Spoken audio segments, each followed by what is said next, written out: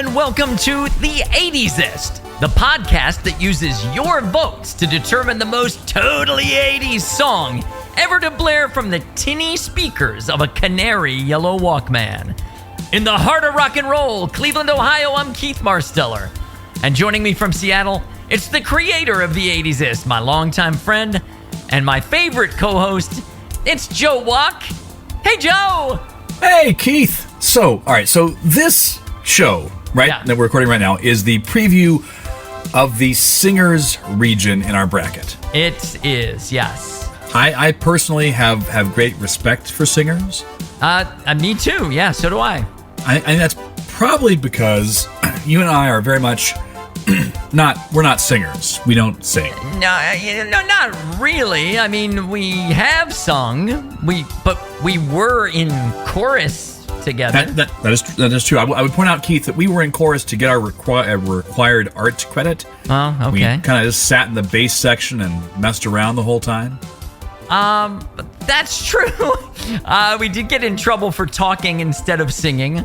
A lot, yeah. But at the very least, if you want to take one thing from that, we do now both know the bass line for the Star Spangled Banner. So, and that's true. I don't know about you, but I will know that bass line for life.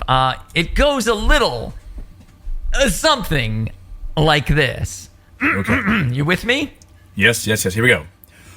Oh, say, can you see by the dawn's early light what so proudly we hailed at the twilight's last gleaming? Anyway, yeah. That's a torturously long sentence, isn't it? That's if you want to talk about torture, our voices. But yeah, Francis Scott Key was a fucking hack, Joe. Agreed. Well, I guess I should probably apologize for that. You came here to listen to good 80s music, and you got that. So that was the 1780s, right? Or it was the 1812s, I guess. Anyway, doesn't matter. Who cares? Joe, today, yes, I wish I had a party sound to celebrate our 20th episode. Yay! But since I don't, I'll have Robert Palmer getting goosed. Celebrate.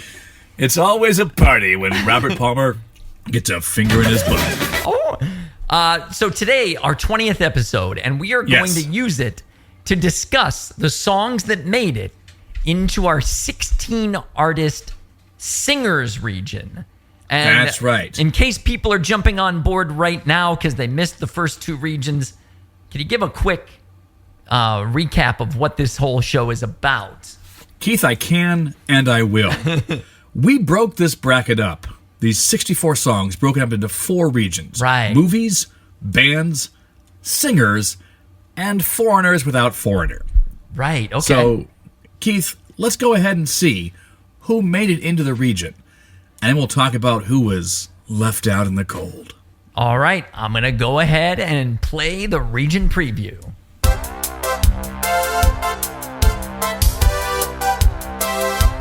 The 80sist. Side A, Singers Region Preview.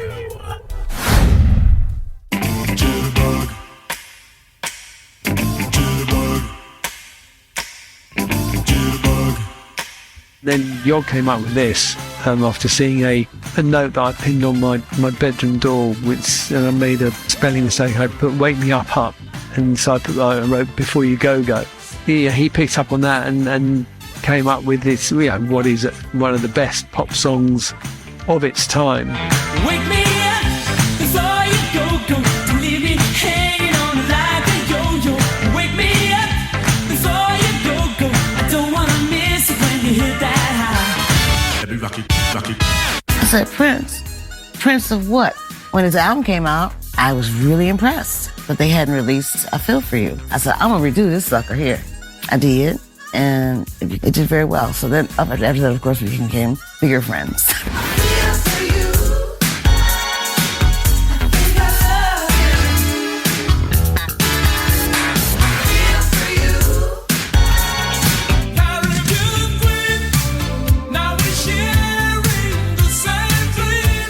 and she sent me to America. And while we were there, I was so excited about the whole thing that is actually where Caribbean Queen was written. It was written in America, so you had all the American vibe, had all the, especially in New York. New York is my favorite place, to record. So I'm not surprised to have come up with a song like that.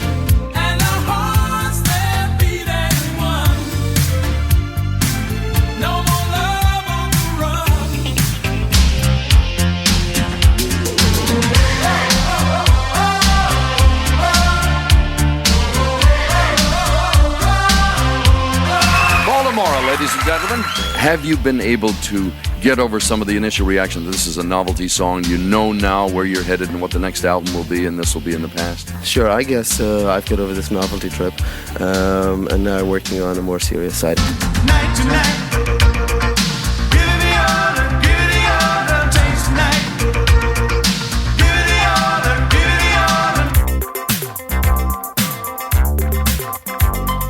I always knew I had a low voice. Like when I was a teenager, I would mimic Nina Simone, and we heard this little song, Automatic. So we took that song in there to them and said, why aren't we doing this song? And they said, well, who's going to sing that low part? And me and June both said, Ruthie will sing it. Look what you're doing to me. I'm utterly at your whim. All of my defenses down. No way to control it. It's totally automatic whenever you're around.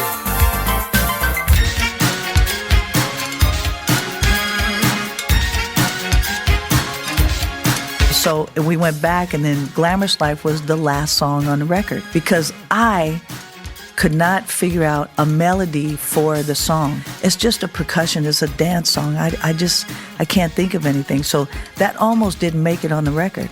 We finished it, and that's my song playing on the radio, Glamorous Life, yay! She wants to lead the glamorous life. She don't need a man's touch. She wants to lead the glamorous life without a love. It ain't much.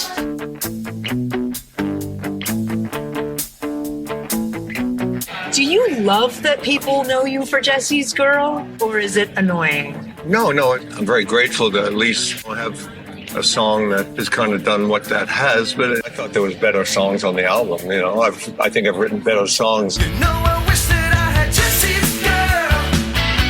I wish that I had Jesse's girl. Where can I find a woman like that? From the time we started rehearsing the song, we knew we had something special once we kind of came on the sound the record was going to have. And really from that point on, the way it was recorded, it was all live, second take. Everything with that particular record just fell into place. She's precocious, and she knows just what it takes to make a pro blush. She got Greta Garbo, stand offside. She's got Betty Davis eyes.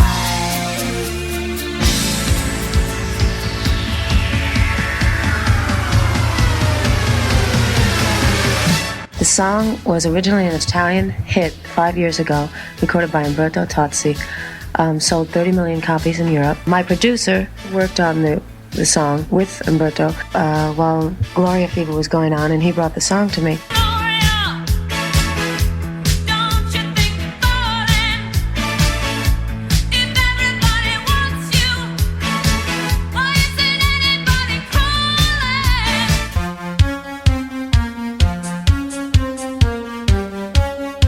Well, co-producer the album, Phil Chapman, he used to wear sunglasses while we were doing the album all the time. Like you'd never see his eyes, and he'd have these sunglasses on. And when we'd go out at night, he'd keep wearing them. So everyone in the band used to kid him about his sunglasses at night. And we were just about finished the album, and I kept hearing that phrase of sunglasses at night. I thought it made a great title of a song. But we held back the release for a month so I could do the track. I wear my sunglasses at night so I can watch you weave and breathe your storylines.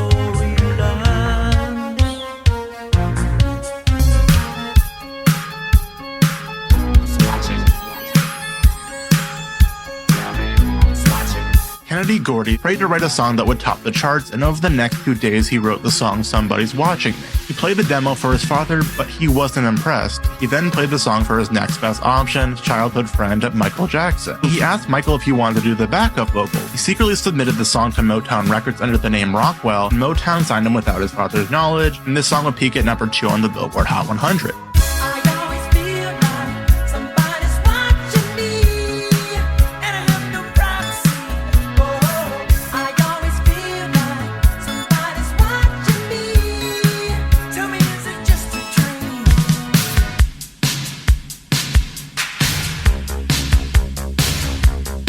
Rick James was talking shit to Eddie. I got the album you did and party all the time. That was terrible. Wait. But Rick James wrote that song. Exactly. And that's what Eddie said to him. But you read it. he said, but you wrote it, James. Yeah, and I should have kept it for my myself.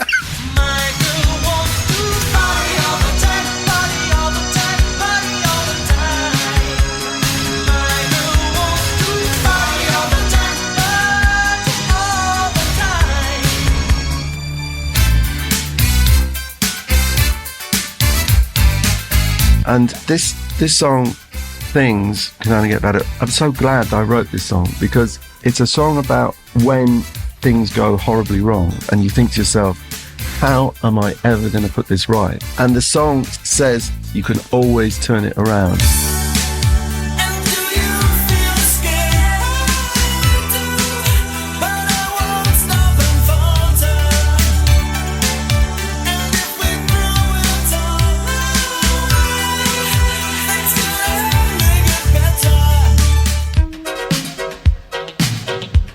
I remember I wrote Stride in a fit one afternoon. It came pouring out of me in about a 30-minute shot. I just had a sixth sense about this particular song. So we record Stride. My recollection is we recorded it in one night. 6 months later, Stride is a worldwide hit.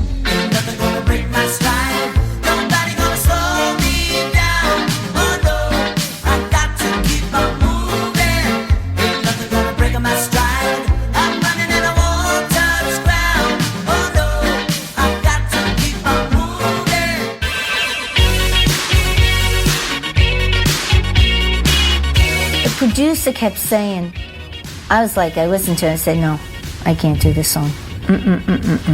Because the man wrote it, so imagine what it's really about.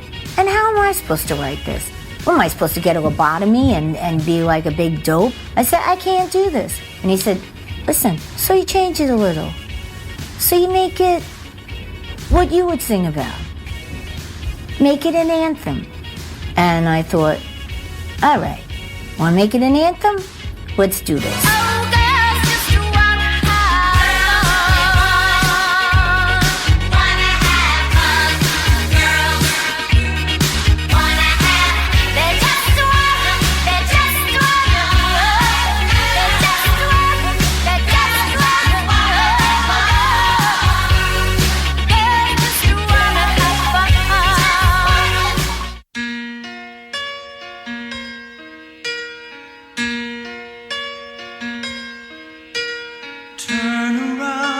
I was watching Meatloaf singing Batter the Hell, and I'm like, what?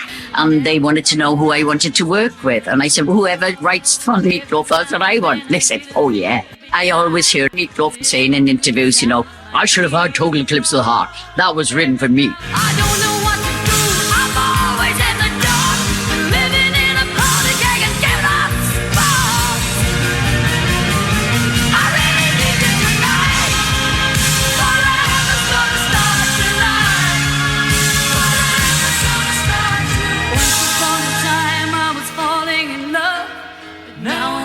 Falling apart. Nothing I can say, a total eclipse of the heart.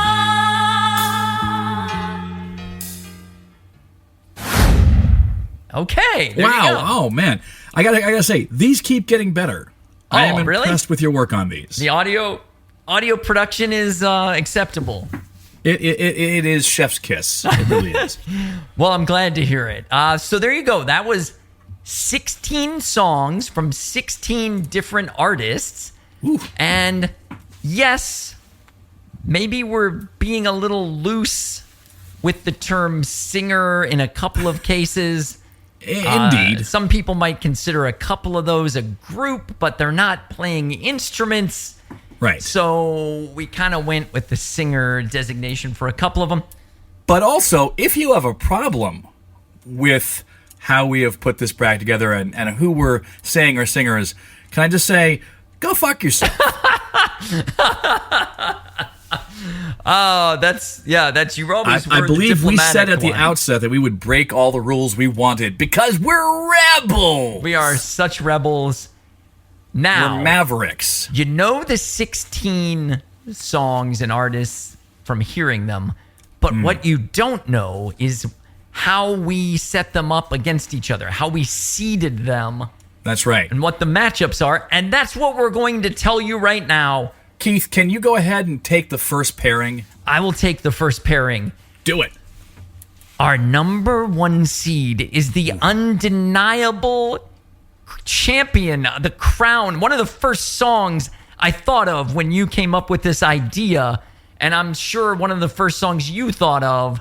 And it is right now sitting atop its rightful spot atop the bracket, a 1 seed, Wake Me Up Before You Go by Wham. Wham. Again, granted, we know there's 2 people in Wham.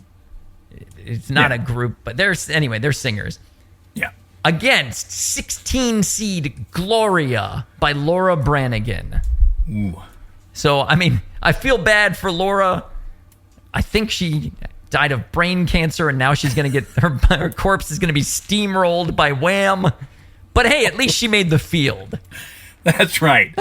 As did our next pairing, which pits number 8 seed Tarzan Boy by Baltimora against number 9 Automatic by the Pointer Sisters. And again, that's singers. There are multiple singers, but yeah, they're singing. They're singing. Yeah, they're singers. Yeah. And man, Tarzan Boy is a darling of yours, right? If I'm not mistaken. Tarzan Boy is my favorite cheesy 80s song. Oh. On my old blog, I had a recurring feature called Velveeta Jukebox. Oh, nice. Where I discussed cheesy 80s songs, and Tarzan Boy was my very first one of those because it is an icon of the cheese. When we get to that matchup, if you can pull that out of your archives for us to post along with the episode, that would be fun. I believe I can, because Blogspot is still a thing. It will not die. It's like the vampire of websites. It's like herpes. There you go. I like that better than the vampire analogy. It is like a vampire with herpes. Digital herpes. There you go. All right, our next matchup is going to pit 2 powerhouse ladies against each other.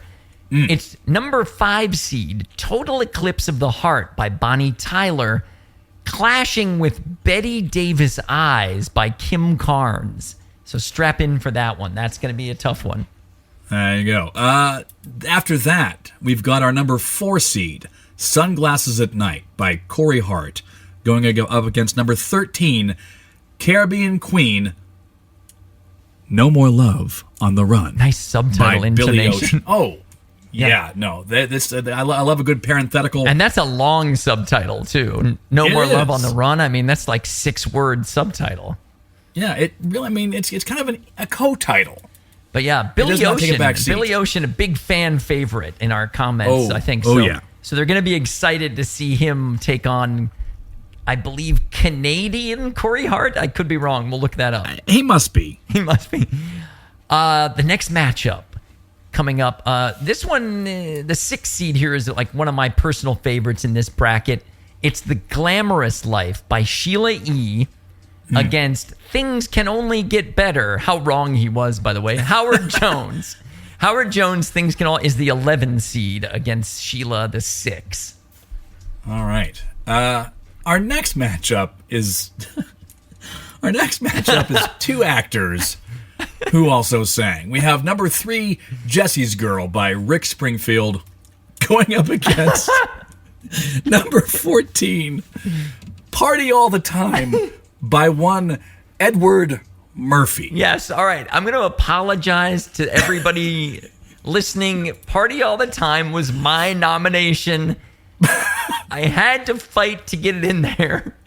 I'm pretty sure you did not want this anywhere near this show, but I thank you for letting it in.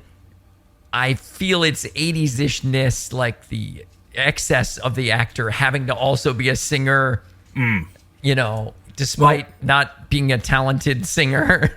We'll have a whole conversation about that. But it's here, guys. It's there. That's going to be a hell of a show. There you go. The next one is the us shoehorning people we wish were in the decade, into the countdown. We're shoehorning them in this next 7-10 matchup. It's 7 seed Somebody's Watching Me by Rockwell against featuring on the hook Michael Jackson against I Feel For You by Shaka Khan, the 10 seed. And we're shoehorning in because this is a Prince song that Shaka Khan covered. That's right. So it's really kind of a covert way of having Michael Jackson going up against Prince. Yes. And so there you go. That is, that's that. And then the final matchup, Joe. Final matchup is number 2 seed Girls Just Want to Have Fun by the great and good Cyndi Lauper, taking on Break My Stride by the not as great and not as good Matthew Wilder. He might not be as great or good, but the song is undeniably catchy and 80s. It is catchy as balls, man. Right. So there you go, guys. Ooh. That's the bracket. That's a lot. I'll be putting a graphic of the bracket up with this post, so you can not just have to hear it, you can visualize the full bracket. And we're going to take those 8 shows and just 80s the hell out of you. So, valuable listener, you say to yourself, but wait, what about Song X? And what about Artist Y? Well, chances are we thought of Song X and Artist Y in one way or another. We probably did, yeah. But we're going to do our classic last 3 in, or last 3 out, I guess, for each of us. So there are 6 songs we're going to go through that didn't quite make the cut for one reason or another. And all right, let's get to it. All right, I'll start with my first one out. They're super famous. I think they're Rock and Roll Hall of Famers. I'm pretty sure. Huge They're in also the 70s. bitter rivals. And now bitter rivals litigation-wise. And it's Out of Touch by Hall and Oates. Not just Hall. No, even though Hall would like to have you believe it's just Hall. That's right. From what's come out in his court filings.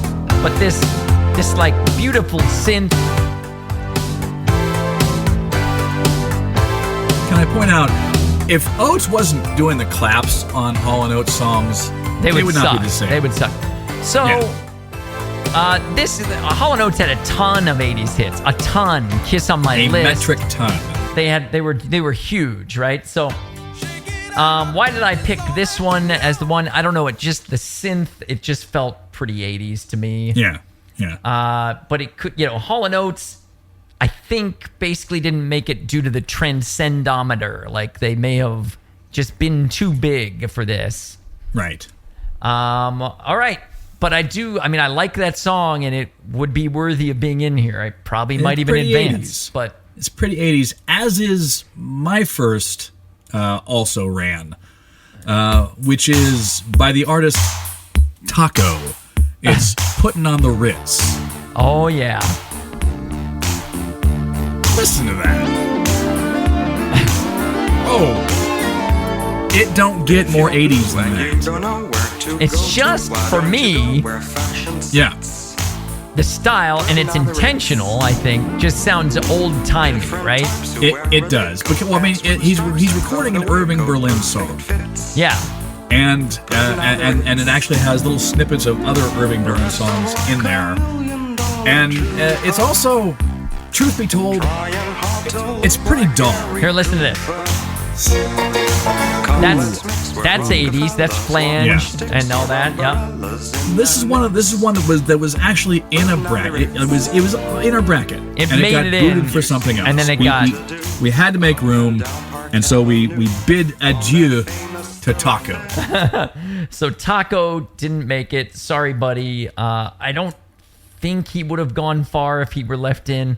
No. The same is true of this song. In a first draft of the brackets, this song made it. Yes. And was then taken out. You might recognize it.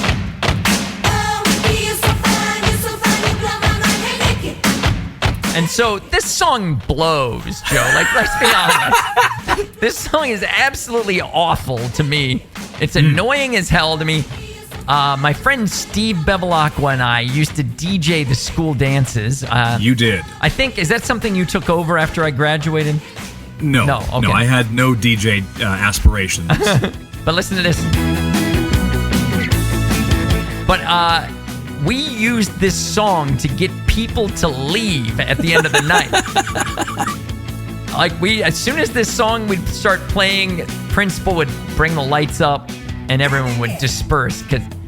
And after the last dance of senior year, I pulled this thing off the turntable and flung it across the gym like a frisbee, and it shattered against a wall. Let me ask you this. Yeah. Did our principal, Bob Coral, approve of that move? Probably not. No. I did clean it up, though, because, I'm kind of Boy Scout-ish. And I have the shards of that record still here in my house in a keepsake bag. Are you serious? I have the 45 cover and the main piece and the shards of that record. Anyway. That's some passion that you feel about this song. It was just kind of like, oh, here's something I'll do that'll be kind of funny. And, I've never really tried to tape it back together. I guess you would probably glue that. I've never had to put a 45 back together, so I would not know. I would probably use duct tape. All right, on the B-side. So it didn't make it, and I'm not feeling bad about that at all. I know it was on my list. I don't know if it was on yours. It probably was because of the aforementioned story here, but Right. All right, what's your next one? All right. So my second also ran is actually from a musical, which has a pedigree to it. It was a musical written by Benny and Bjorn of ABBA. The musical was called Chess, and the song performed by musical legend Murray Head is One Night in Bangkok. Oh, dude. Oh. That's a miscue. He did not record Mickey. He does not sound like Tony Basil. He really doesn't. No. One Night in Bangkok sounds like this. I queued it up to the wrong 39 second. Here we go. It has this really long... Bangkok, Oriental sitting in the city, don't know. Yeah, the radio edit was just started right there. But yeah, listen to the synth. Time flies, doesn't seem a minute since the Tyrolean spa had the chess bars in it. All change. Right, so this is from Chess. From the musical Chess, which is about a chess tournament that's taking place in Bangkok, Thailand. And this is one of those songs that when it was on the charts, and when it was weirdly on the charts. Yeah. Because why was this a single? Anyway, the point is, I latched onto this. I have great memories of listening to this on headphones. Actually, specifically, I remember probably would have been a 8th grade trip, school trip that I took to Niagara Falls, and I remember listening to this on the bus to Niagara Falls. Because like on a Walkman? Yeah. Okay, not like on with my, a boombox with friends. No. On my cheap little Walkman knockoff. With gotcha. cheap knockoff headphones. Well, that's One Night in Bangkok, and for a long time I thought it was from a movie. I thought Chess was a movie because I couldn't fathom a song becoming a hit from a play. Well, if I recall correctly, the musical had not been staged when this song was released. It was a concept album that they were developing as a musical. Oh, wow. Okay. And I don't think the actual stage version came around until years later. Interesting. Anyway, One Night in Bangkok. Yeah, I mean, that would make a hard man humble. From what I've heard of Thailand, things that happen there. I mean, the movie The Hangover is a reliable guide, right, to what happens in... It's a reliable guide for everything. Or Hangover 2, I think, took place in Thailand. My next one is an interesting one that I think didn't make it because of its lack of popularity. It's Only You by Yaz, which is a synth pop duo of Alison Moyet and one of the original founders of Depeche Mode, Vince Clarke. But like, they just sit there and he plays synth and she sings, and that's it. There's no drummer, there's no guitarist, there's no bassist. It's real simple. Yeah. Here's the hook.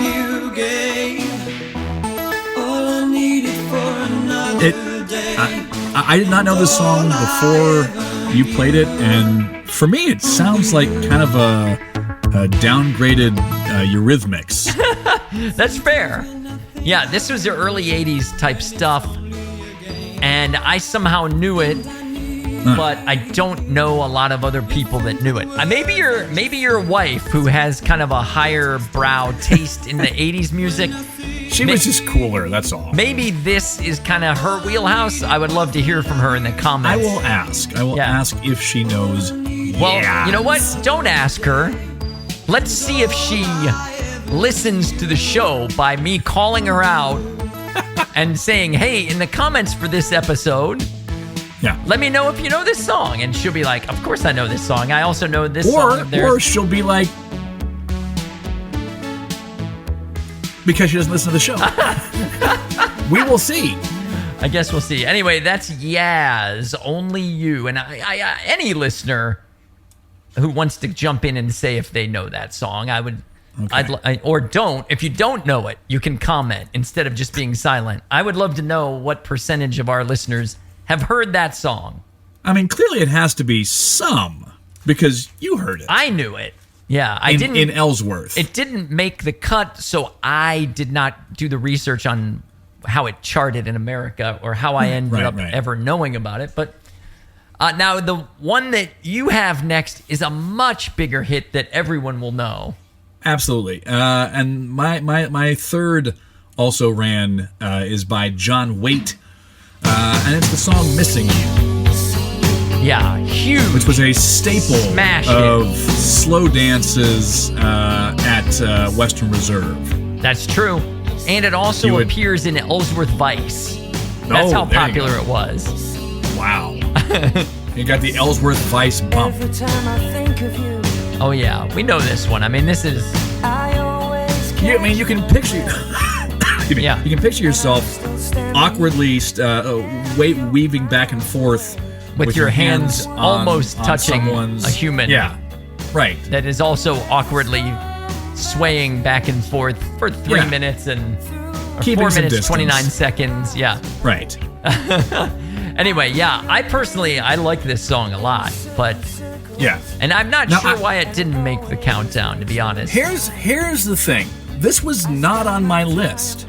I went through my songs looking for singers that would have fallen to this region, and I only had really 2 songs that I'd put here that were booted. Yeah. But in going through, because I was like, well, I don't have anything from my initial 64 that would have fallen in here. Yeah. What else was out there? And so I went back through the charts and looked at the songs by singers. Yeah.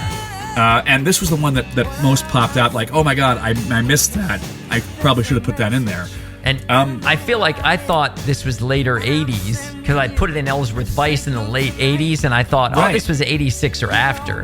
No, it hung around. But it turns out I don't know exactly what year it was, but it was would have been 83 or 84. Okay, I believe. Yeah, probably 84 because I had a radio then and I knew this song very well. But going back through the charts again, I came across a whole bunch of songs by singers that I was like, I mean that I didn't find stuff that I was like, oh, we need to go update. We need to scrap our region and put these guys in because most of these people really did kind of transcend the decade. Okay, what did you come up with the caveat that I'm not endorsing any of these? I'll do them one by one. Yeah. So the songs I was like, oh my god, these songs were all pretty huge for me, and I have very clear memories of all of them. Yeah. So we have Jack and Diane. Okay, that's a big song by Johnny Cougar, then John Cougar, then John Cougar Mellencamp, then John Mellencamp. Yeah, he's made the most name changes of anybody since Jefferson Airplane to Jefferson Starship to Starship. Oof. Yeah, but this song was pretty huge. As was the Turn Your Love Around by George Benson. All right, this one wasn't big for me, but I'm just throwing that in there. I'm not hating on it. I bet it was probably pre my owning a radio. I think this would have been probably 82 or 83. Yeah, Turn Your Love Around. Some people might recognize that. It's not in the 80s style that we have focused on. Yeah. This feels 70s-ish to me, but opinions vary. I get it. Yeah. Then, Turn Your Love Around. The next one, I know because it appeared in, and actually I had a friend point this out to me. This is Love Will Turn You Around by Kenny Rogers, which was on the soundtrack to his movie Six Pack. Oh, wow.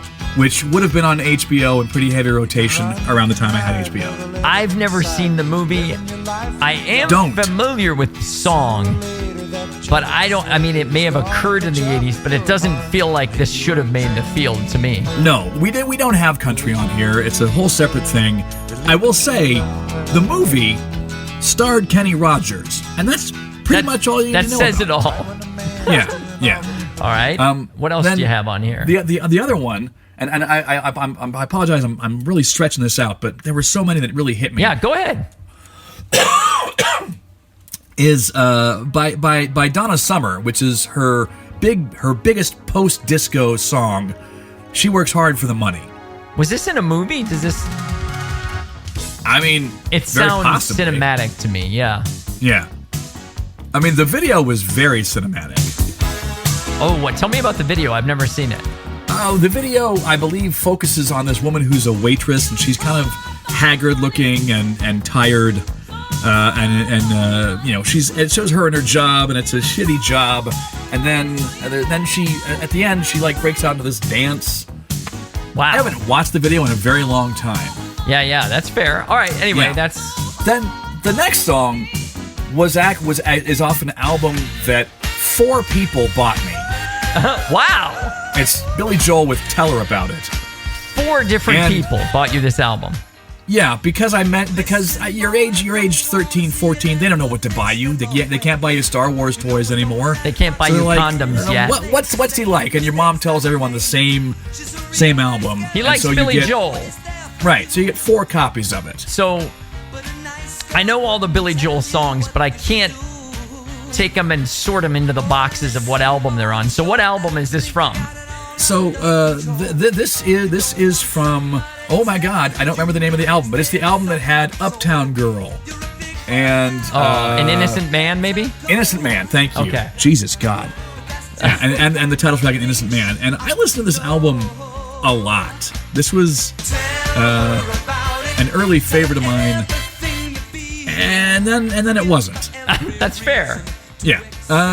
So then another singer that I came across was Don Henley, who had monster 80s hits, including Dirty Laundry, which is the I'm one playing that right I was, now. Yeah. Right. And I mean, I was a huge fan of Boys of Summer, although it might not be as 80s as this whole. That's pretty 80s. But yeah, he doesn't drive off the road into like the pop lane. He stays in his rock lane. Absolutely. Absolutely. But I see what you're saying with this one at least. Yeah. The Kenny Rogers thing you lost me on. Don Henley. Don Henley, I'm okay with. All right.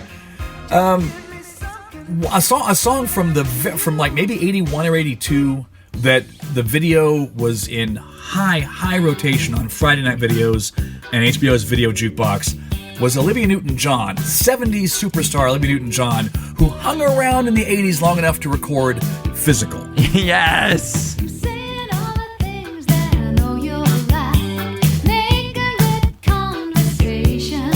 Which, of course, is the aerobics video. Yeah, right. It has her dancing around in leg warmers and like with a bunch of really muscly dudes. Yeah.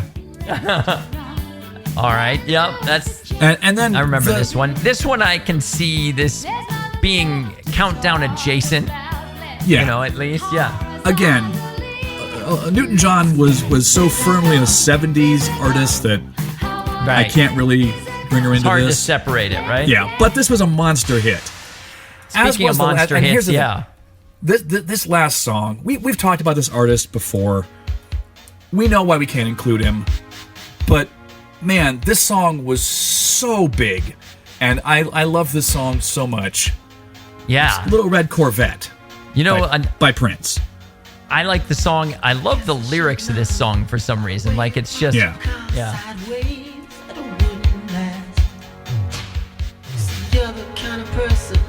But yeah, Prince, I mean, as you once said, he belongs to the ages. Like, you said that of Purple Rain, but... Yeah. But it it's true. really, his whole, I mean, maybe Party Man from the Batman soundtrack belongs in 1989, but everything else. I mean, he had a really... Anyway, yeah, he had a huge... collection of just absolute monster hits and tons of talent. I have very clear recollection of this song playing on the speakers as I waited in line for a roller coaster at Cedar Point. Oh, wow! Yeah. Do you remember which coaster? For those of us who enjoy America's roller coast, this was early on, so I'm going to say it might have been the Corkscrew. Oh, nice. Okay. Yeah. Yeah, it was right because that was an earlier from the 1999 album, right? Little Red Corvette, yeah, I believe so. Yeah. Ooh, wow. So guys, there you have it. That's the full bracket. That's the partial list of songs that we cut, and then Joe just kind of. I want everyone to be aware that we know about all these artists. Yes, that's true. And it's not like we skipped over them. Yeah, that is true. There have been a couple of cases where it's like, oh my God, I forgot that song. I can't believe I forgot that song. And then we were unable to go back and edit the brackets any further. And so that's why we lost like Frankie Goes to Hollywood, for instance. Right. But I promise on side B, we're doing more homework than side A. We now know what we're doing a little better. Right. Like, I already have a side B list of 90 songs. So, what? Yeah, I'm already preparing. Even though we have tons more shows to do here, in my spare time, I've got, like, I don't want to miss another Relax I understand. on my watch, you know. So I would probably be doing similar if I had spare time. Right. That's the problem. But I don't. But you don't. All your spare time you use in the show. You're in here. This is my spare time. This is it. Anyway, let us know what you think of our bracket. Does it suck? You're gonna want to yell at us about something here. Clearly. I promise that you will. Yeah. What do you think the best matchup in this is, Joe? Do you have a favorite, like the hardest one to choose? Rick Springfield versus Eddie Murphy. That's so the one I'm good. looking forward to. I'm looking forward to Rockwell versus Shaka Khan as well. Also a good one. But a proxy battle. Doing the Eddie Murphy versus Rick Springfield show is going to be a distinct pleasure. That might be a 45-minute show. It'll be giant size. Oh my God! But hey, if you want to yell at us about our choices here, Yeah. You can hop on our Substack, which is the 80sist.substack.com. You can find us on Facebook by searching for the 80sist podcast. You can find us on Threads at the_80s_est, or you can email us at the80sist@gmail.com. Awesome. And this brand new region that you just heard announced, there's a playlist on Spotify. Just search for the 80s Est, and you will see the Singers Region 1980 to 1985 playlist. There you go. It's in public. Just follow it and go ahead and listen. It's in matchup order. It's not 1 through 16 order. It's, you're making it easy for people. You just listen. The songs are back to back. You make That's it. You make your own assessment right there. So yeah, you can have your notepad right by you. That's and right. Just take notes. Take notes so that you can That's leave it. really long, detailed comments about. Or maybe you want to record an opinion piece for us about one of these songs. We would love. Send us a voice memo. We would love that. Send a voice memo. Send us just an email, and we'll read it on the air. So there you have it. All right. Well, that's the Singers Region. Let's get down to it. That's all for today's show. Join us next time on the 80sist when we'll start the Singers Region matchups, and we're going to start with number 1 seed, Wake Me Up Before You Go against 16, Gloria. Good luck, Laura. I think she's got a shot. Until then, on behalf of Joe, this has been Keith saying, look, guys, I think it might be time to go get that mole checked out by a doctor. Right, Buck? Buck melanoma. Molly Russell's wart. Not her wart. Not her wart. I'm the wart. She's my tumor. My growth. My pimple. I'm Uncle Wart.